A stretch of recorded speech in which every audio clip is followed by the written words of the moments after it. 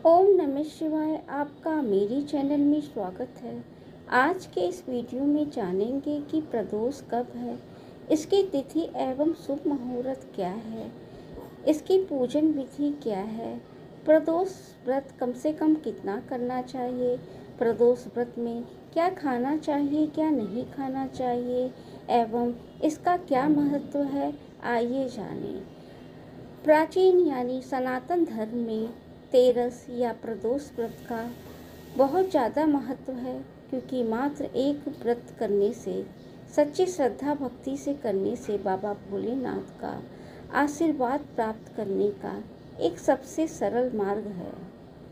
इससे बाबा प्रसन्न हो जाते हैं और भक्त की सभी मनोकामनाओं को शीघ्र ही पूर्ण करते हैं। लेकिन यह व्रत सच्ची श्रद्धा से किया जाता है तो शीघ्र ही फलदायी होता है। प्रदोष व्रत प्रत्येक महीने में 2 बार आता है, एक कृष्ण पक्ष का, दूसरा शुक्ल पक्ष का।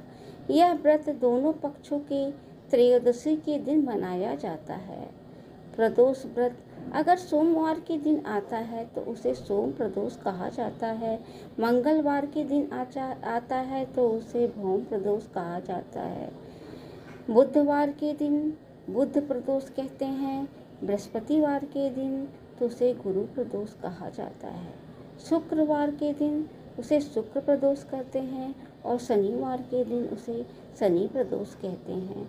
रविवार के दिन पड़ने वाले प्रदोष को रवि प्रदोष कहते हैं। इस बार प्रदोष व्रत अधिक मास के शुक्ल पक्ष के रविवार के दिन पड़ रहा है। इससे इस दिन पूजा करने से आयु वृद्धि एवं अच्छा स्वास्थ्य प्राप्त किया जा सकता है। रविवार को शिव शक्ति की पूजा करने से दाम्पत्य सुख भी बढ़ता है एवं धन की कमी भी नहीं रहती है। आइए जानें प्रदोष व्रत की तिथि एवं शुभ मुहूर्त। अधिक मास के शुक्ल पक्ष की त्रयोदशी तिथि 30 जुलाई को सुबह 10:34 पर शुरू होगी। इस तिथि की समाप्ति 31 जुलाई सोमवार को सुबह 7:26 पर होगी। शिव पूजा का समय शाम को 7:14 से रात 9:19 यानी 30 जुलाई को रहेगा। सोम प्रदोष व शनि प्रदोष के व्रत पूर्ण करने से अतिशीघ्र कार्य सिद्धि होकर अभीष्ट फल की प्राप्ति होती है। यदि आप प्रथम बार यह व्रत उठा रहे हैं तो कोशिश करें कि सोम को यह व्रत उठाएं।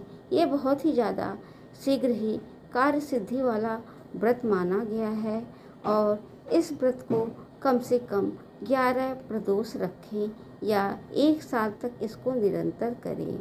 अगर आपने सच्ची श्रद्धा के साथ इस व्रत को किया तो भगवान भोले शीघ्र ही प्रसन्न होते हैं। आइए जानें प्रदोष व्रत की पूजन विधि।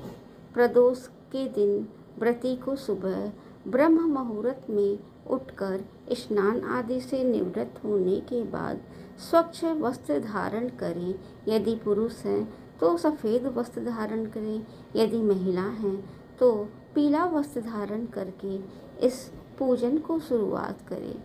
जहाँ पर पूजन करना है वहाँ गंगा जल से छिड़क कर उसको स्वच्छ कर लें। बाबा भोलेनाथ की शिवलिंग या पार्थिव बनाएं, पूजन करें। पूजन करने के लिए सर्वप्रथम आपको बाबा भोलेनाथ और माँ गौरी को स्नान कराएं गंगा जल से।